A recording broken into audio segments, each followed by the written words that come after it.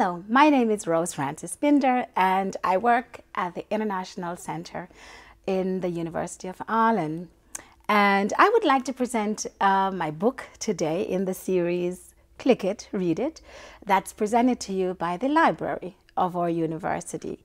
And the book I'd like to talk to you about today is one that I really totally enjoyed reading, but it made me think quite a lot about what's going on now in our society. The book is White Fragility. And white fragility says why it's so hard for white people to talk about racism. And the book is written by Diangelo. And Diangelo, she's worked for a long time in the field. She's a lecturer. She is a social justice consultant and trainer. She was also a tenured professor teaching multiculturalism at a particular university in the United States. And how we relate is that she's an anti-racist educator.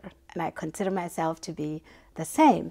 Now, especially in our time today, when these themes such as racism and discrimination and intolerance is at the forefront of what's occupying our minds, this was really the book I needed to read at this point. And I think it's going to be interesting for you to read it too. So, what is this about? What is white fragility?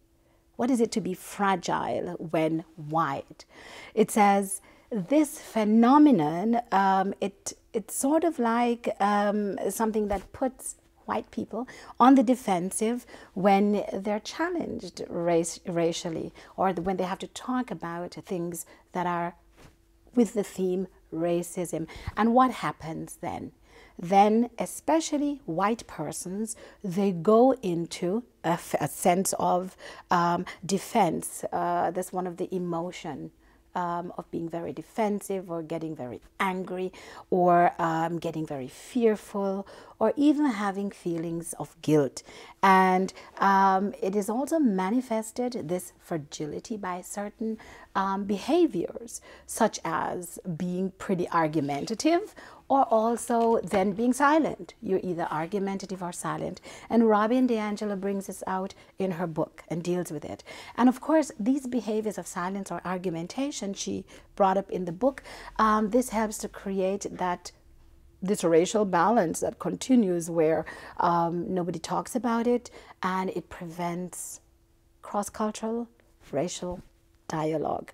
And so she highlights in the book how it develops. How does this develop? How it protects racial inequality, how it makes racial inequality continue, and also what can be done about it. And I think that was what was exciting in the book, and that was really thought-provoking, because even as a Black person, I realized that I too have very racial tendencies. She approaches things in her book like the institutionalization of racism and how children are born into this, and what do you do about this. It's compassionately written, this book.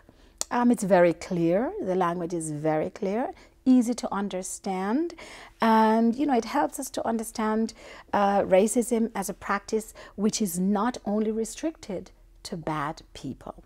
And so I suggest that you make it a must to read White Fragility from Diangelo.